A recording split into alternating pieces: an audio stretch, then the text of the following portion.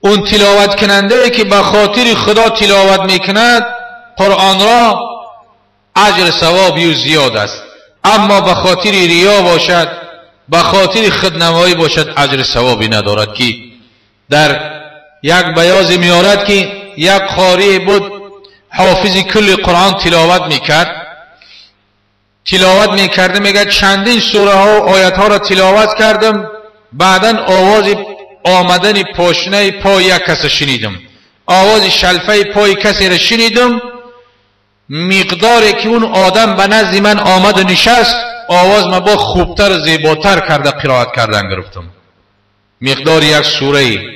بعدن او آدم که رفت بابا مثل پیشینه و تلاوت کردن گرفتم. یعنی در نزد ما آدم ریاکاری کرده که این خیلی قاری هم هستن که آواز میکشه میبره میاره به خاطر دنیا. بعدن اندک در بالای قرآن تلاوت میکرده میگه که خواب به ما غلبه کرد، در خواب دیدم که نامه اعمال مرا آورده به دستم دادن، اخیرا عمل کردگیم تلاوت قرآن بود. همون مقداری که تا آمدن این شخص تلاوت کردم همه اجر ثوابش نوشتگی بود. او زمانی که اون آدم آمد یک سوره را من در نزد خوب تلاوت کرده میگه همونجا جوش خالی بود. باز او آدم که رفتگی بود با خود به خود که تلاوت کردم با جای او ثوابش هست. اینه که اگر به خاطر بیناندن ریا باشد او نه اجر دارد و نه ثواب دارد.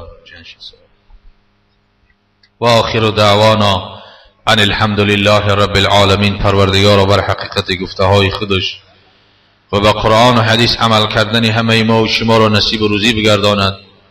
پروردگارا به حرمت قرآن، به حرمت کلام خودت و به حرمت امروز که روز جمعه سید الایام است و نصیب و روزی بگردانی. خداوندا توفیق را رفیق بساز که همه این جماعه ما مسلمان ها خدایا داننده و تلاوت کننده و عمل کننده با قرآن باشند.